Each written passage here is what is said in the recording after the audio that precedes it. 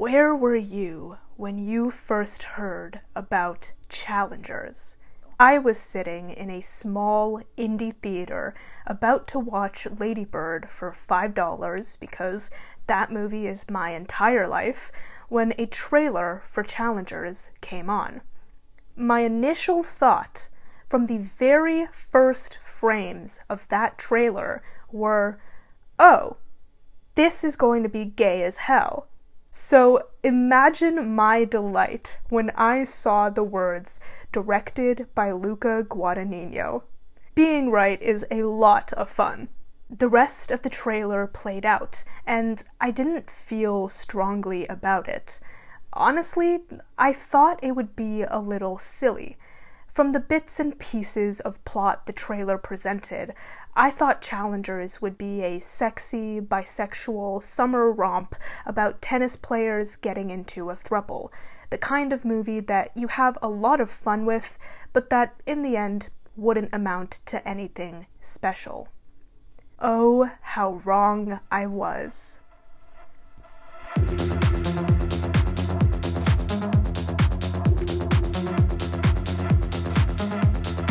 Challengers is a 2024 sports drama film directed by Luca Guadagnino and written by Justin Kuritzkis.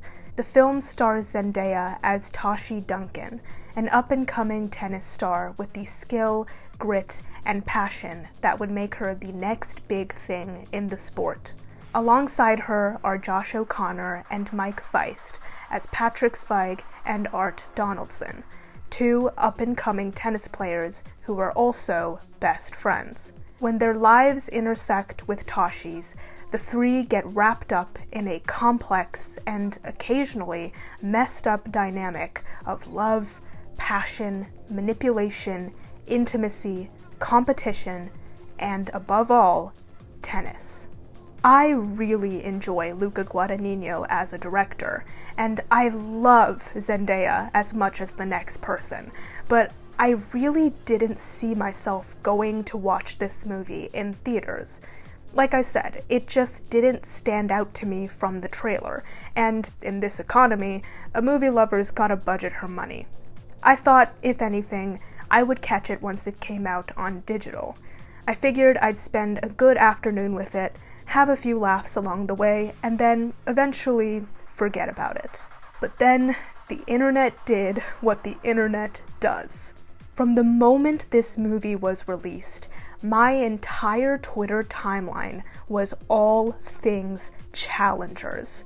I could not go on that site without feeling like an awkward lurker at a party that I wasn't invited to. It was a similar experience to when Dune Part 2 came out, and everything about that movie was plastered over Twitter so severely to the point where I couldn't go on there for weeks until I could watch it for myself. I have since watched Dune. It was amazing, but that's neither here nor there. Suddenly, a few short months later, this phenomenon was happening again. But this time, it wasn't a huge blockbuster that people had been waiting for 2 years that had people acting like this. No, it was a random movie about tennis, and that's what got me interested. What about this movie had people in such a death grip? I had to know for myself. So, on Tuesday, me and my unemployed friend went to see Challengers in the middle of the day, and I walked out of that theater 2 hours and 11 minutes later, feeling like my entire system had been rearranged. If you couldn't tell by this super long video, I will be discussing Challengers in a lot of depth, so a spoiler alert is in order. If you haven't seen Challengers, I highly implore you go do so. It's definitely worth it. Luca Guadagnino is known for his extremely lusty and intoxicating worlds, and I think Challengers is his most visually stunning film, from the dynamic camera movement to the heady, sun-drenched atmosphere of the tennis court. Major credit has to go to cinematographer Swayambhu Muktiprom, who previously worked on Guadagnino's Call Me By Your Name. His work is so integral to the visual character of Guadagnino's films. You've heard of male gaze, you've heard of female gaze. Now get ready for homoerotic gaze. Guadagnino and Muktiprom create an easily sexy, sultry environment. Every frame of Challengers is oozing with hot, restless sensuality. You can feel the humidity of the summer night in which Tashi, Patrick, and Art meet. The heat in the sauna as Patrick and Art speak to each other for the first time in years. The sweat and tension, the hatred yet inexplicable attraction sizzling between our trio on the court, it's so palpable. Hand in hand with the visuals are the actions within the environment. These three characters could not have been better cast. Zendaya, O'Connor, and Feist are a sight to watch, each of them portraying tangible, delicious chemistry with the others. This film would not have worked as well as it does if the legs of this triangle weren't equal in strength. The second that one pairing's chemistry surpasses the others, the dynamic between the three becomes less compelling. So for Zendaya, O'Connor, and Feist to maintain such strong, intoxicating energy with each other, and for them to build unique dynamics between each leg of the triangle, is to be commended. It gives Challengers this addictive nature that has definitely contributed to the reaction it's received from audiences. Another irresistible element of Challengers is the score. I am not a techno person. I respect the hell out of you if you are, but it's never really been for me. But then, I watched Challengers, and I wouldn't be surprised if one of my top Spotify genres for this month was techno. This score is so good. It's heart-pounding and dramatic and completely, violently throbbing with homoerotic desire. The film starts out using the score behind the tennis sequences, which gives them such an enthralling energy. But it goes on to use the score within conversations between characters too. At first, I was a little jarred by this. It's not every day you hear techno behind heated, sexy conversations, but as it kept occurring, it grew on me, and I realized that it worked so well because the nature of those conversations emulated the energy of a tennis match. Two people on opposite sides firing attack after attack on each other. It draws you in, keeps you listening, and when the conversation ends, you feel like you've watched a kind of battle and that one person has come out victorious. Also, I put this out on Twitter, so I thought I may as well make the request here too. I will pay money for someone to make a Challengers edit to Supermassive Black Hole and a Twilight baseball scene edit to the Challengers soundtrack. One incredible person fulfilled half of that request by editing the baseball scene to Challengers, but I am still impatiently waiting to see these three characters killing it to Supermassive Black Hole. So, if someone out there wants to make some money, hit me up. Challengers' incredible, heady atmosphere is the perfect backdrop for its story, which is driven first and foremost by these three characters, Tashi, Patrick, and Art, and the relationship that embroils the three of them in a dangerous game of love, passion, and power.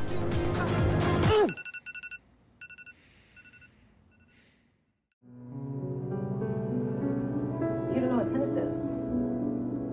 What is it? It's a relationship.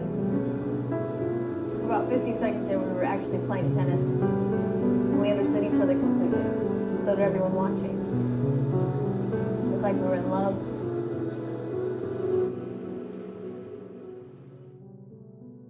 I love a character-driven story, and Challengers reminds me why that is. If we're going to discuss these three characters in depth, it only makes sense to start with the powerful woman behind the powerful men. Tashi Duncan is a young, self-assured tennis player who has the world on its knees. Tashi is skilled, and I mean really skilled. She's better than both Patrick and Art, better than most in the world, and she knows it. She's smart, aloof, intelligent, hot, and she knows how to use her brain and her body to get exactly what she wants. Even better is that Tashi is mean. She's cold. She's blunt and headstrong and so terribly honest. Tashi is not a likable person, and she says herself that she doesn't care to be one. She has love to give, but that love is difficult to pry from her, and it's entirely contingent upon tennis. That's clear from the very beginning of her relationship with Patrick and Art, when the two of them ask her which one of them she'll give her number to, and she answers that whoever wins their match will get her number. Tashi's love, or attention, was never not about tennis, because Tashi's one true love is tennis. Everything else is secondary, and why shouldn't it be? She's one of the best in the world. She's worked for this. She deserves this. But it's not just about her skill. One of the first things the guys learn about Tashi, and subsequently what we learn about her, is that she considers tennis to be a relationship. Everything that she could ever have from a romantic or platonic relationship, she can gain from a tennis match. Her opponents are her significant others, the ball that they rally, the basis of their relationship. When she's playing tennis, she and her opponent understand each other intimately, which is what makes her injury so devastating. She is a star, shot down in her prime by a career-ending injury, deprived of that love that she desires more than anything, and is thus constantly clawing to get as close to tennis as possible. If we're going to understand challengers, we need to understand Tashi. She is the center of this movie. It is ultimately her psyche and her motivations that command the other two legs of this triangle.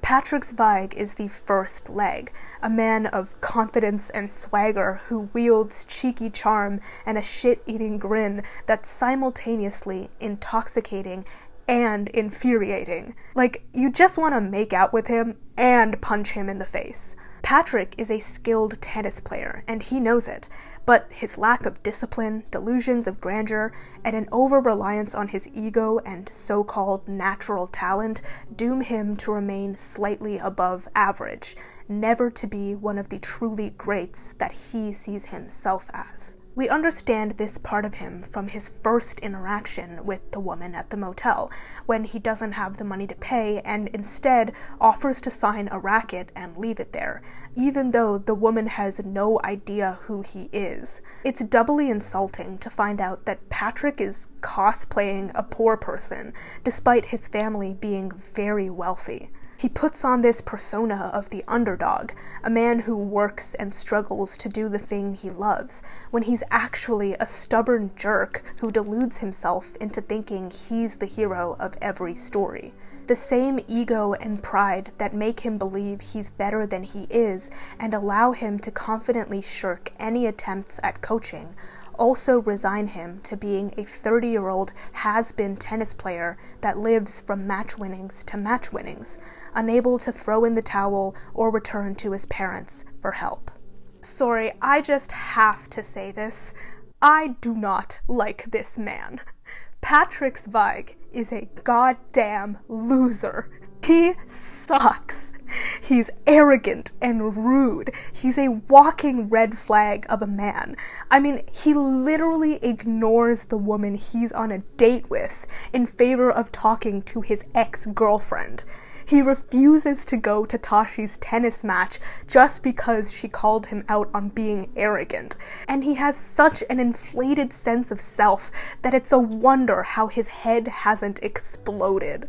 He is the exact kind of man that I get the biggest ick from. Okay, I see all y'all Patrick Zweig girlies defending this man to the death. Great for you, I support you. Being a woman is to support other women's wrongs. But my God, I cannot stand this man. Honestly, I think one of the biggest reasons people have fallen hook, line, and sinker for this embarrassing excuse of a man is because it's Josh O'Connor in the role, which I guess is a testament to how good he is as Patrick Zweig. He eats this role up, he truly does. I mean, I get so icked out by him because of how well O'Connor portrays him, so I suppose that's a compliment. But oh Lord, I cannot deal with Patrick Zweig. He sucks. Having said that, I really like him as a character. As a person, he's dog shit. As a character in this messed up dynamic exploring these themes, I love him. He's shit for a reason. He's one side of this triangle that's exploring what it means to have love and to have passion, and what relationships even are. His arrogance, ego, and stubbornness contribute to everything he does right and wrong, and these characteristics make him the perfect foil to the last side of this triangle. Art is everything that Patrick is not. He's a kind soul, sweet in his boyishness, where Patrick is crass, a 60-year-old man in a 20-year-old's body. Despite his truly formidable skills as a tennis player, Art lacks both Tashi's confidence and Patrick's ego, making him a sponge that absorbs other people's wishes. Once again, the film depicts this early on. At the party where Patrick and Art meet Tashi, Art is content to leave after speaking to her once, but stays when it's clear that Patrick isn't going anywhere. Patrick calls the shots. Patrick makes decisions for the both of them, and Art dutifully falls into line. Art is too kind to be threatening. He's eager to please, especially when it comes to the people he's devoted himself to, like Patrick and, later, Tashi. He doesn't have much of a backbone, and any he does have can be manipulated by others with more audacity than him to serve them. The first, and I think only time he displays any resolve is when Patrick and Tashi are dating, and he starts to plant the idea in both their minds that the other doesn't take the relationship as seriously as they do. But he does so subtly, quietly, with the kind of timidness that makes it hard for Patrick especially to be angry with him. Rather, Patrick likes it, because they're gay, because it means that Art is finally trying to achieve something for himself. And that's another thing that's important about Art. He is so in love with Tashi, like genuinely in love with her. And he has to sit back and watch his best friend, who he's likely also in love with, casually date her. So in the present, when he's married to Tashi, you can see that love still beating strongly in him. Okay, since I got very candid about Patrick, it's only fair that I get very candid about Art. I think I would marry this man. What all the Patrick Zweig girlies feel for that man, I feel for Art Donaldson. He's the exact kind of man I love in fiction. He's sweet and gentle, and he wears his heart on his sleeve. He's soft-spoken and likes being a dad, and he's so pathetically in love with his wife. He's basically Peter Malark, who I also love, but instead of fighting for his life, he's fighting for his wife and best friend / boyfriend that he lost. This is my boyfriend Derek. This is Derek's boyfriend Ben. Hi. Wait, sorry, what's the situation? What do you mean? How does this work? Derek is gay, but he's straight for me, but he's gay for Ben, and Ben's really gay for Derek. And I hate Ben. It's not that complicated. No. Oh, yeah, sure. And yes, I know that it's wrong that Art tries to break up Patrick and Tashi, but what if I just chose to close my eyes? What if I chose to never speak about that? If y'all can defend Patrick, then I can defend Art, okay? Is some of my feelings towards him because I think Mike Feist with curly blonde hair is a very special thing? Yes. Shut up. But do I also think that Art completes this triangle perfectly to be able to explore everything Challengers is trying to? Yes. The relationship begins with Patrick and Tashi together. At this point in time, Patrick is the better player of the two, and there's nothing Tashi likes more than tennis. When they're young, being with Patrick seems right. Patrick is casual. Patrick is a wild card, making him the perfect long-distance, low-maintenance boyfriend.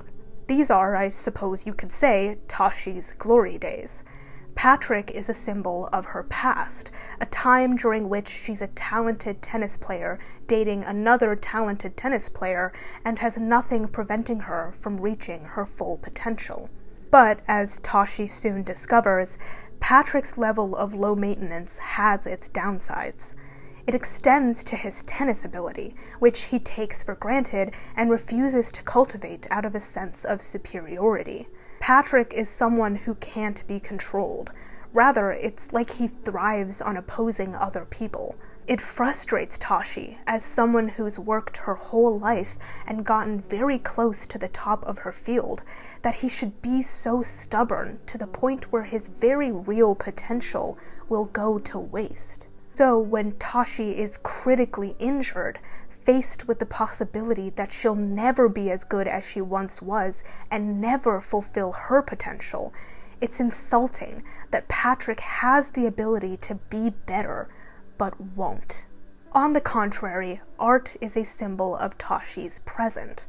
Art is the one who is there when Tashi gets injured.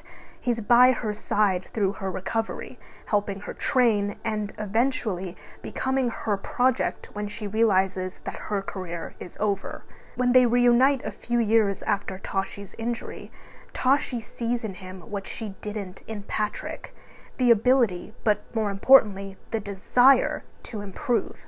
Whereas Patrick's ego and confidence make him bury his head in the sand, Art's lack of ego and confidence make him the perfect subject for Tashi to mold. It also doesn't hurt that he's head over heels in love with her and will do anything for her. The scene in the parking lot when they kiss for the first time since that first night in the hotel room is beautiful and romantic. You know that there's something real here. There are feelings on both sides. The tenderness Art shows Tashi, not to mention his belief in her as a tennis player and a coach, endear him to her. It makes the bond they share incredibly tight, but also incredibly difficult. Because while tennis draws them together, it also causes painful straining in their relationship. Art is as good as he is because he trained under Tashi, making him a representation of the reality that Tashi has been forced onto the sidelines, forever made to watch and never do, forever one step removed from the one thing that she truly wants. Art is a constant reminder of everything Tashi lost. While she might have been able to compartmentalize the part of her that ached with that loss near the beginning of their relationship, she can't keep it up forever. The better Art becomes, the more he wants to retire, and the more matches he loses, the harder it becomes for Tashi to focus on the good, and the easier it gets for bitterness to trickle in. Which is how we come to meet Tashi and Art in the present as a couple who seem like they love each other, but are both individually unhappy for the same reason: tennis. Tashi has Art's heart, tennis has Tashi's. Art can't have Tashi without tennis, and Tashi can't have tennis without Art. This is made very clear in the scene in the bedroom the night before Art's match against Patrick. For years, Tashi has pushed Art to keep playing, and tonight, he finally summons the resolve that he's always lacked to put his foot down and take the reins in his own life. After all this time of speaking in riddles and assumptions and illusions, Tashi and Art lay all the cards out on the table. It is heartbreaking. From the moment the words are said, it feels like something in the room has died for both of them. 10 years of denial come crashing down around them, and they are finally, painfully, plain with each other. Tashi makes clear for Art the truth he's probably been paranoid about, but never let himself think into reality, that his wife is only with him because of tennis. and Tashi makes clear for herself a reality that she's probably been trying her best to deny as well. She can't bring herself to stay with her husband if he's not playing tennis. This scene really hit me. It's one of my favorites in the movie. Emotions tumble together. The love, the pain, the desperation, the devastation, the grief of losing something big, all culminating with Art simply asking to be held by the woman he loves, and Tashi granting him that, because she can't give him anything more. I don't think Tashi hates Art. I think there's a part of her that does have feelings for him, but the level of feeling he desires from her and the level that she can give are grossly misaligned, and it creates a scenario where no one wins. It's for these reasons that I think Tashi has more love for Art than she ever had for Patrick, but I also think she has more resentment for Art than she ever had for Patrick. That's not to say that she doesn't have any resentment for Patrick. I'm sure she does, considering the nature of their breakup. But while Patrick exited Tashi's life soon after, thereby removing the need to be resentful, Art re-entered her life and stayed there, and together they actively spent all their years together doing for Art what Tashi should have been doing for herself. The years they spent together and the experiences they went through would be enough to build love, but it's also enough to make anyone in Tashi's position resentful. So it makes perfect sense that Tashi would hook up with Patrick in Atlanta. Patrick finds Tashi in a hotel lobby, seemingly lost. She's been recently engaged to Art, sporting his late grandmother's ring. This is the first time they meet again after their messy breakup, and it's like they're looking right through each other. Tashi, a person who is indifferent to finding love and starting a family, is put in a position where she's starting a serious life with Art in order to keep her connection to tennis. Patrick, knowing Tashi and Art so well, takes one look at the ring and pieces her feelings together. His presence here is enough to transport Tashi back to a simpler era, a time in which she was the athlete and didn't have to compromise on anything to access tennis. Tashi was never reliant on Patrick the way that she is on Art, so being with him in Atlanta returns to her a crumb of control over her own life. It's a different scenario the night before Patrick and Art's match. With the cards on the table with Art, she lays them out for Patrick as well. Patrick has to lose. She needs Art to keep playing, and despite him declaring that he'll retire regardless of the outcome of this season, she still thinks, or at least hopes, that she can get him to continue if he wins. Now, she is reliant on Patrick, but his ego and unpredictability still make him a wild card in her life. As Patrick says himself, he's not part of her fan club, even though, let's be honest, he totally is. And because of this assertion, he won't make things easy for her. And the carnal need they have for each other will never fully go away. Tashi's relationships with Art and Patrick directly contrast each other. One man openly deifies her, and the other pretends he doesn't. Patrick and Art's relationship is also intriguing.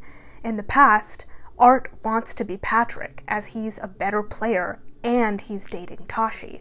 In the present, Patrick wants to be Art, as he's a world champion and he's married to Tashi. On top of that, both Patrick and Art had to grieve the loss of the other, the death of their childhood friendship and what was possibly each of their first loves. And all of that makes the film's framing device, being the match between Patrick and Art, so tense and juicy.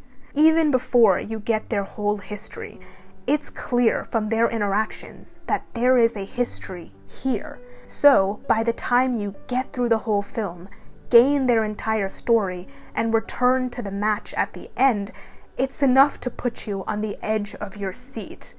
Everything is at stake here.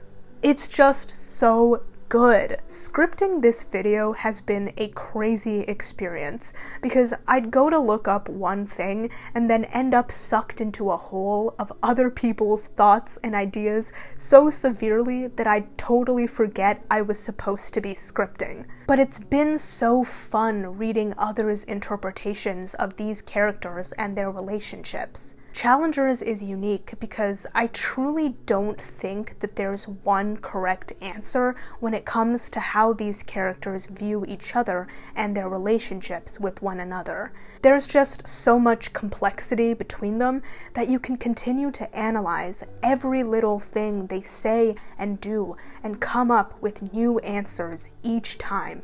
One of my favorite broader interpretations comes from Josh O'Connor, who says that Tashi, Art, and Patrick may not truly love each other, but they definitely need each other. They're wrapped up in this unhealthy, codependent relationship that they'll never fully be able to leave.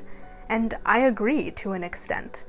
Even through all of the stuff I said about the different kinds of love and hatred, attraction, and need they have for each other, at the end of the day, what they have is unhealthy, but it's also the only thing that's keeping them going. In such a short amount of time, these characters have come to be very precious to me, and their strange, unhealthy relationship is easy to become obsessed with. But their dynamic heightens in its exhilaration due to how these characters are portrayed, which is with unabashed, unapologetic sensuality.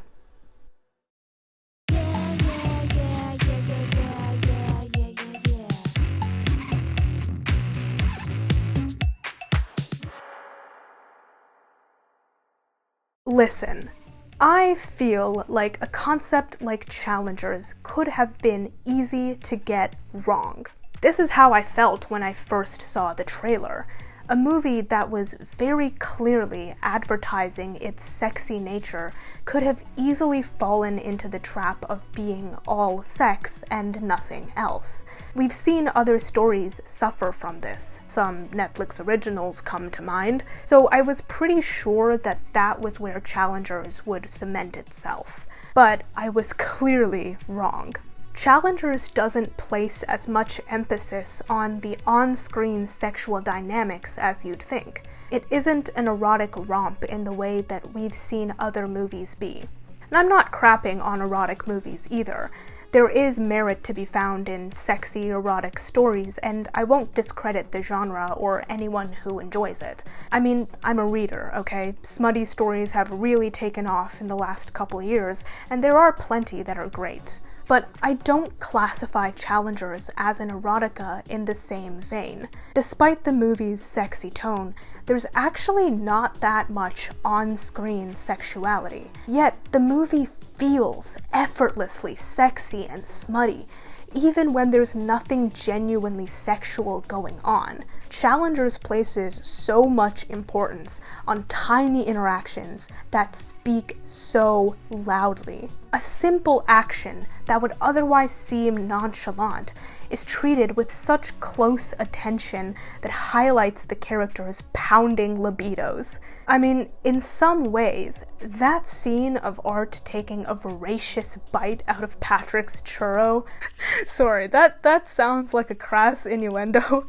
It's not. It's very literal. That scene of Art taking a voracious bite out of Patrick's churro is getting more attention than the scene of Patrick, Art, and Tashi literally making out. For me personally, the moment before it had me gasping in the theater when Patrick drags Art's stool closer to his as Art is sitting down. And the gum.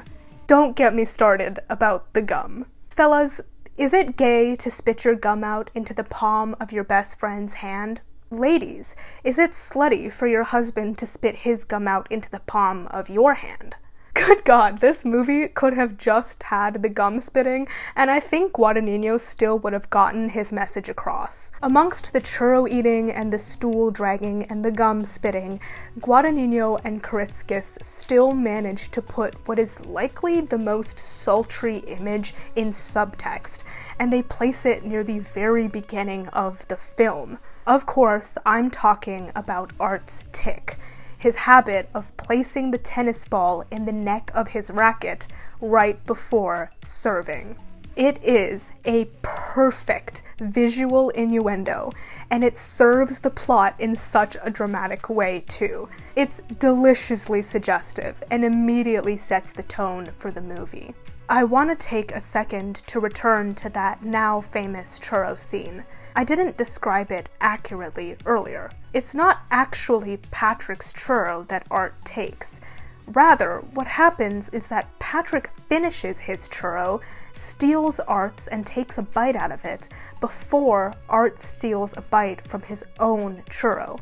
It's so interesting that a scene as casually slutty as this can still portray these characters' traits and flaws that drive the story. Patrick has the audacity to see something he wants and take it, whereas Art's timidity makes him have to grab and steal at the things he wants, even when those things are rightfully his. I can't help but fawn over the fact that Challengers is so character-driven, and that everyone involved understands these characters so deeply that every decision, writing, directing, and acting serves them. And I think that's another reason why the relationships and the sexy tone work for this story so well. This throuple feels incredibly real. Everything from their singular interactions to their decade-long arcs sucks you in and makes you crave more because of how realized these characters are. Now, obviously, Tashi is not a churro, and to say that either Patrick or Art rightfully own her is insulting and downright incorrect. No one owns Tashi. If anything, Tashi owns both Patrick and Art, which I suppose brings me to my next point. Do not erase Tashi Duncan from her own story. He's not in love with you.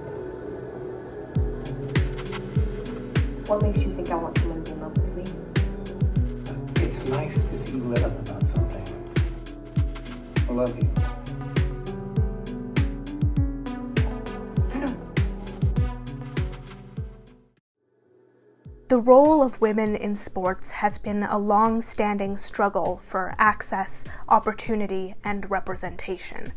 In the article, Racialized Women in Sport in Canada, a Scoping Review, Janelle Joseph et al. Discuss this struggle in the context of Canadian gender discrimination. They write, despite international successes in a wide range of sports by Canadian sportswomen, sport is still largely considered a man's domain. For decades, scholars have demonstrated the ways the female physique is often deemed too delicate for participation in sports with men and boys, and athleticism and muscularity, which are conceived as inherently masculine, are perceived as antithetical to femininity. This results in limitations on sports programming, roles in sport participation and leadership, and career advancement for all women who do enter the sports system, and racialized women are especially excluded due to the confluence of sexism and racism.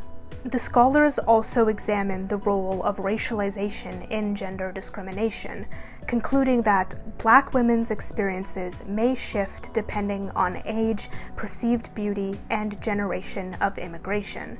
Despite boasting equity, diversity, and inclusion policies, sport organizations often disregard the realities associated with racial disparities, including the barriers that prevent many racialized Canadians from full participation in sports.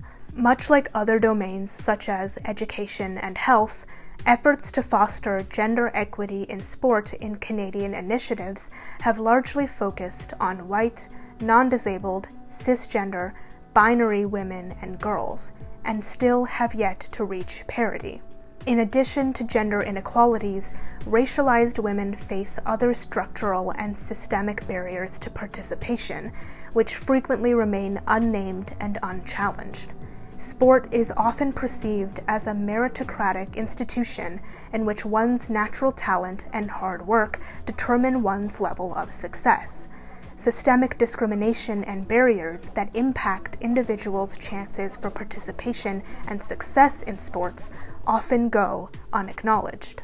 The barriers obstructing racialized women from reaching their full potential in sports do not go ignored in challengers. The socioeconomic inequalities in sports participation are epitomized through Tashi's character.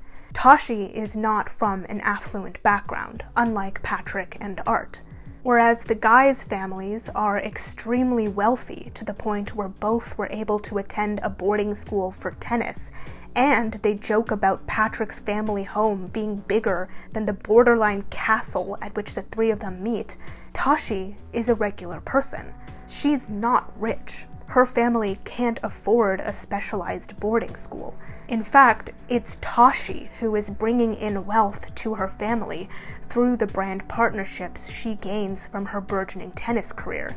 Tashi specifically expresses that she wants to go to university to ensure that she has more skills in life than tennis, a notion that the rich, never having to do a day's work in his life Patrick scoffs at. Whatever happens to this desire of hers is a different story.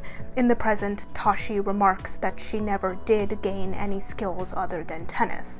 But the fact she had the desire at all is a representation of her worldview and the reality of her existence as a racialized woman in sports.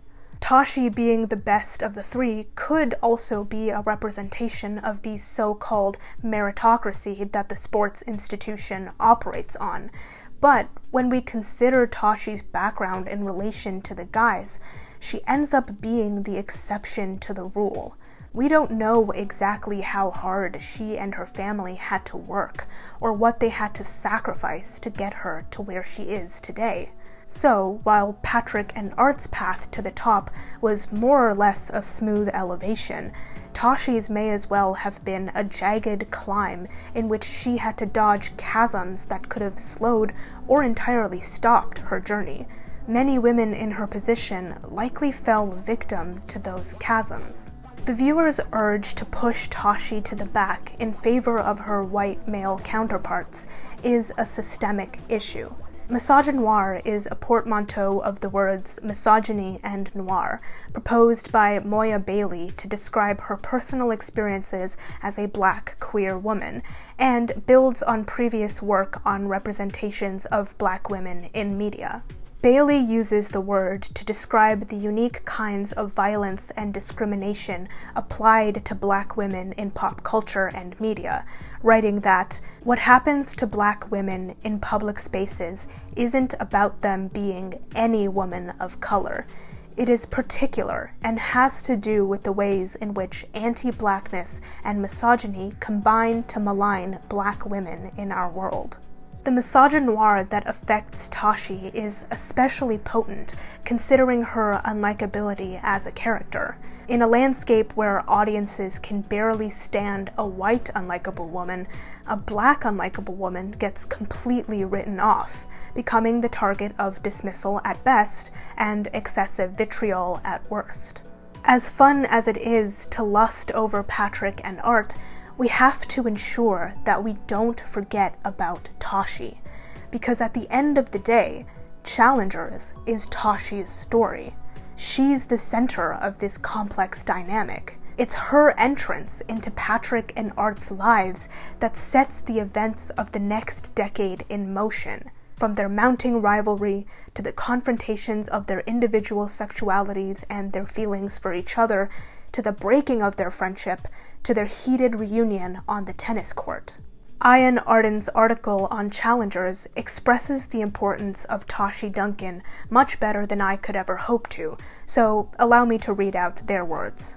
The irony is that in every charged moment we see between Patrick and Art, Guadagnino makes it clear that the center of their connection is Tashi. Even the now infamous churro scene revolves almost entirely around Tashi. Patrick says he likes seeing Art riled up, that he enjoys seeing him willing to connive and fight for something, even if that thing is his girlfriend. Even their lust for one another is moderated by her, unleashed by her.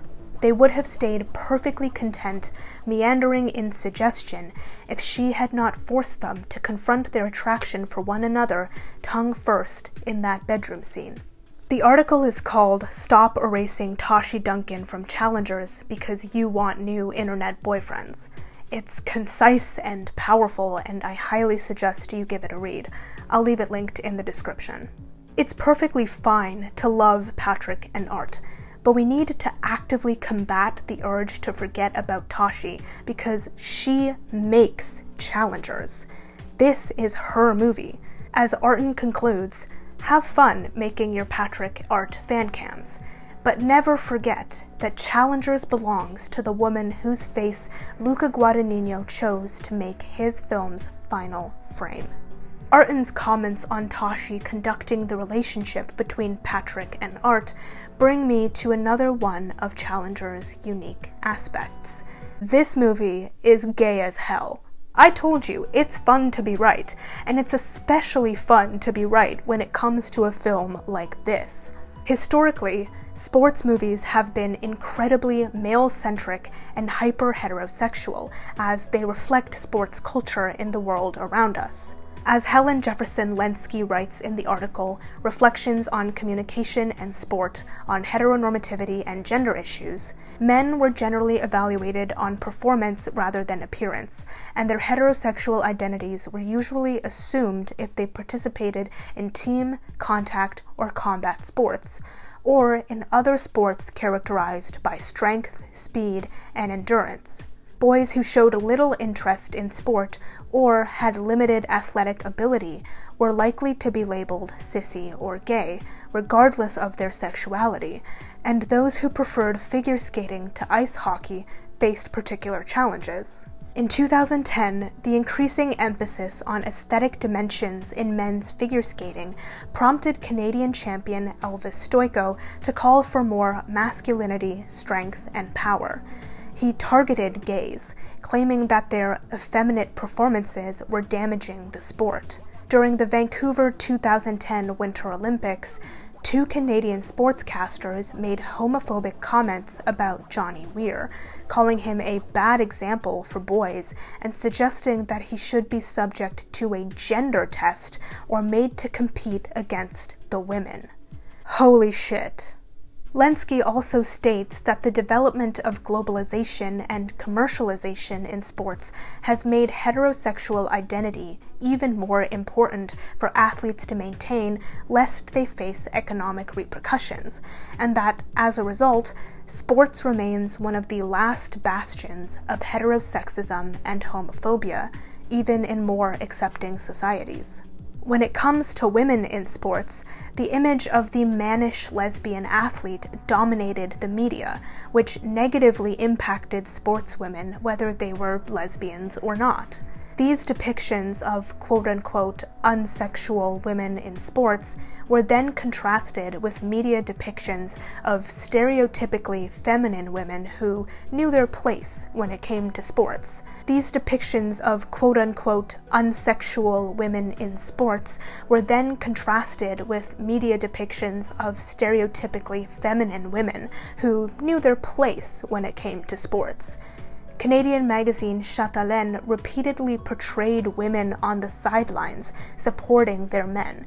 It highlighted athletes' wives getting makeovers and even warned women who were interested in sports against applying to universities where lesbianism supposedly ran rampant in their sports teams. All of this context makes Challengers so unique. The film features not just a refreshing lack of homophobia, but clear homoeroticism that is never challenged, questioned, or made uncomfortable.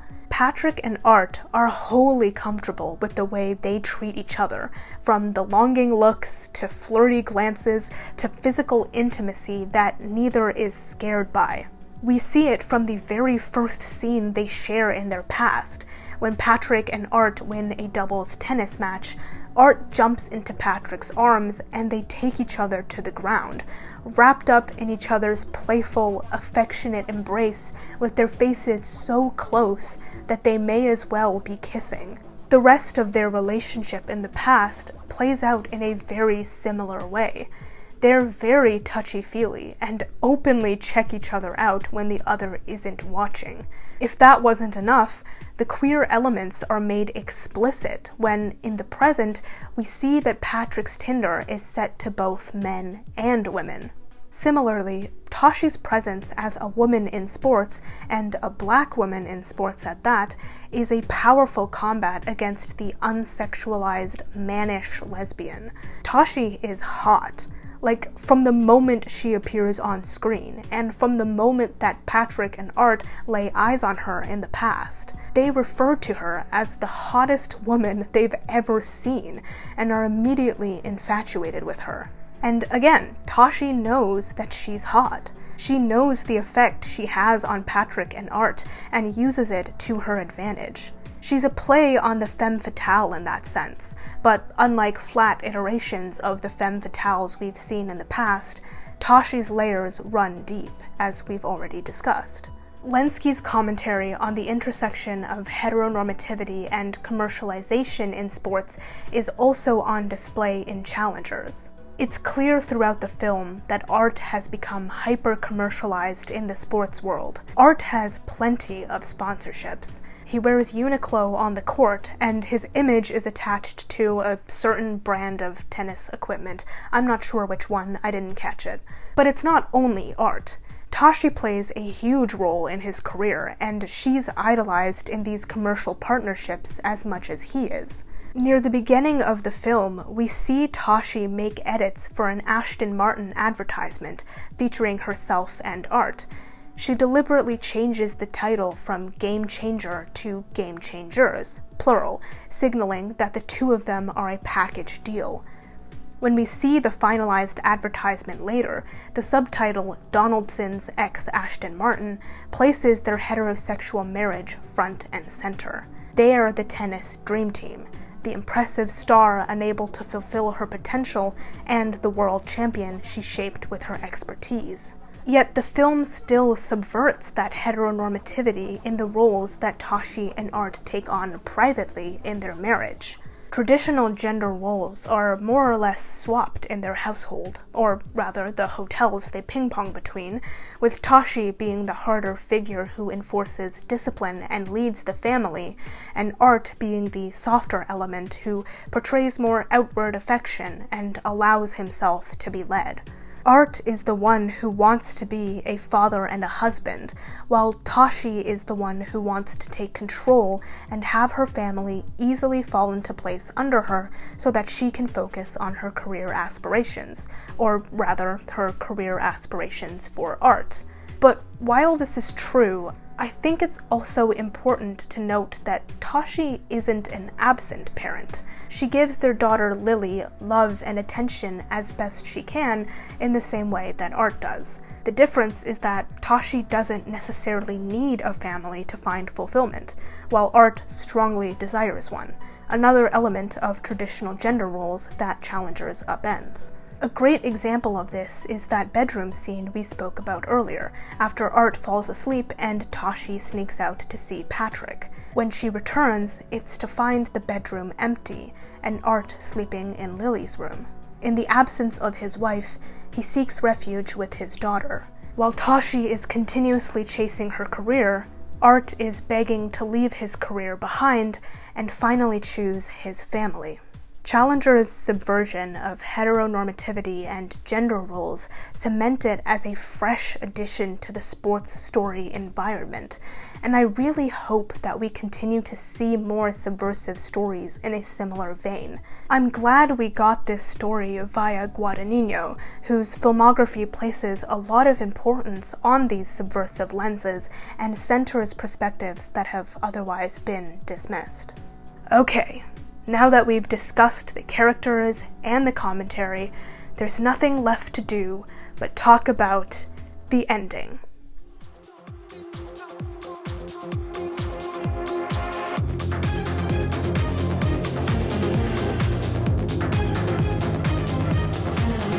Fuck off! The ending of this film is one of the most exciting sequences I have ever seen. Now that we have every sordid detail of these characters' pasts, we arrive at the height of their match, and good God, it's incredible. For me, there are very few things as exhilarating as knowing that a banger callback is about to happen. You just wait there in restless anticipation as the characters slowly make the move that you know they will, and everything falls into place. That was this callback. The moment Patrick starts to lower his racket, I was shaking in my goddamn boots, y'all.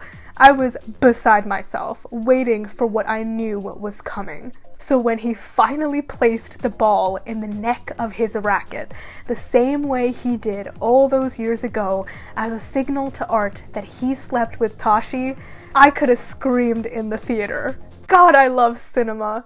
As good as that callback is, the best part has to be the full realization of Tashi's assertion that tennis is indeed a relationship. As they head into the break, Patrick and Art find each other from opposite sides of the court. They're heated, they're seething, each of them boiling with a decade of love, loss, hatred, and attraction that was pulled to the surface over the course of this match. And then, something changes. All of those emotions blend together, and it amalgamates into something that these two haven't had since college: understanding. All three of them, Patrick, Art, and Tashi, realize it. And as Patrick's telltale smirk spreads across his face, Art reciprocates, and both of them know what has to happen now. Everything they've gone through, the heartbreak, the betrayal, the manipulation, the intimacy, the competition, in the end, it all comes down to tennis. This is what their relationship is. With that serve, Patrick and Art engage in the most intense, riveting rally. Each of them gives their all, neither compromises, and through this rally, they have the first meaningful moment in their relationship in years. Tashi is right. Tennis is a relationship.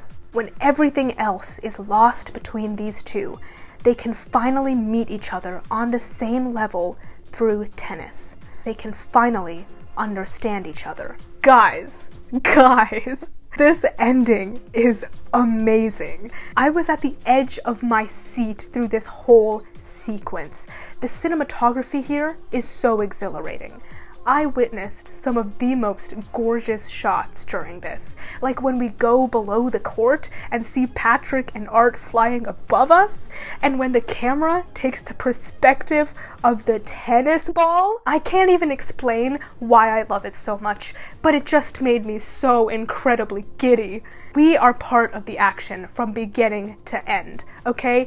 Action movies wish they were this exciting. Thrillers wish they were this, well, thrilling. Interestingly, the ending of Challengers reminded me a little of the ending of Whiplash. Spoilers for that movie if you haven't seen it. Please do, it's phenomenal. Whiplash follows Andrew, a talented young jazz drummer who intends to be one of the greats. When he catches the attention of Terrence Fletcher, an instructor at his elite music conservatory, Andrew endures Fletcher's terrifying and extremely abusive teaching practices, eventually contributing to a case against him that gets him fired. Fletcher invites Andrew to perform at a showcase with him, but sets him up for failure by playing music that Andrew isn't prepared for. But Andrew refuses to let Fletcher win, and in an act of defiance, he starts to play Whiplash, an incredibly difficult jazz piece that he was practicing under Fletcher before their fallout. What ensues is a riveting sequence in which Andrew and Fletcher fight for dominance on stage while playing this piece. Throughout it, the power balance shifts back and forth, and it eventually culminates in Andrew and Fletcher on the same side playing the best music that they can. It's a brilliant sequence, and it's unsettling because Andrew has been manipulated and abused by Fletcher. This is not a good relationship by any means, but in that moment, when they're creating something incredible, you can almost forget everything Andrew went through. He surely seems to. It's brutal because you are watching abuser and victim create something triumphant together.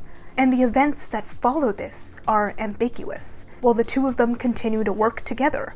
Will they go their separate ways? We as an audience don't know. All that we're left with is a sense of awe and a pit in our stomachs. Challengers isn't as sinister, but that feeling of confliction I had with Whiplash reared its head here too. The history that these three people have together make this sequence so tense. Like I mentioned earlier, we know that this is not healthy.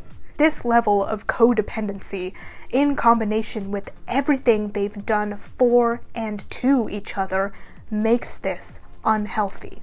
Yet, you can't help but get sucked into it. The last thing I want to discuss is something that's been consuming my brain ever since I walked out of that theater. Did Art win? As the rally heats up, Patrick and Art get closer and closer to the net until Art jumps and slams the ball down onto Patrick's side.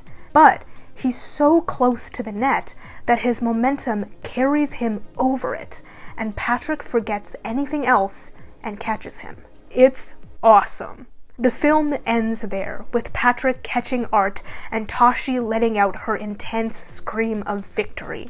It feels, at least initially, like Art won the match. But the thing is that Art violates the rules. He touches the net. He crosses it completely, meaning that he wouldn't have won that point.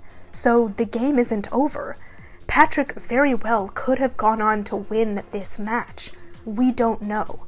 It leads to a lot of questions about what could happen in the future. If Art wins, then I don't think much will change in their dynamic. Tashi may be able to push Art to keep playing.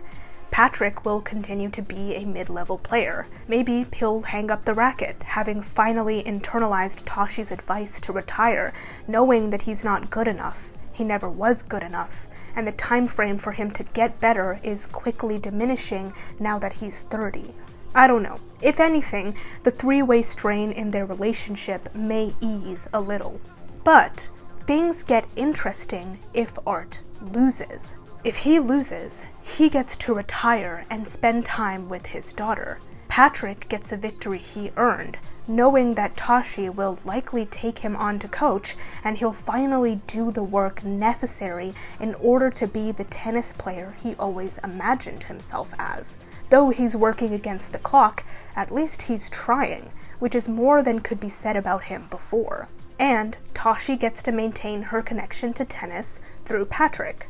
I suppose the devastating part is that Tashi and Art will likely divorce, but it'll be better for both of them in the long run, especially considering Art finally earns the confidence to do what he wants in life rather than to be pushed around by Tashi or Patrick, and Tashi doesn't have to rely on a connection to Art to get close to tennis. In the end, we don't have to know the outcome of this match. The end of the movie being this moment makes perfect sense for what Challengers is. It all goes back to Tashi's thesis that tennis is a relationship. And in this moment, Patrick and Art are able to have one again. While Tashi home-wrecks, as she calls it, Patrick and Art's relationship, she also brings them back together. So her scream of victory could easily be for the knowledge that she's taken such good care of her little white boys. Look, I could be here for another hour discussing Challengers. There is a lot in this film to dig into, and I'm sure I'll continue doing so on my own time. Challengers ended up being so much bigger than I expected. I suppose it's my fault for doubting Luca Guadagnino for even a second. My bad, King.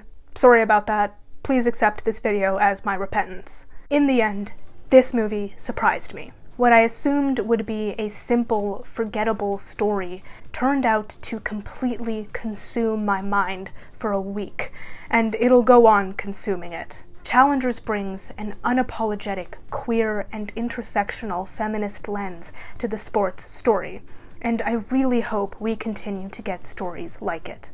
It's a heady, beautiful, and difficult exploration of life and love, the fine line between love and passion, and all the intricacies that can bind people together. If you should take away one thing from Challengers, I think it should be to never forget Tashi Duncan's insights. Tashi, Patrick, and Art play the game of life. In the end, it all comes down to tennis.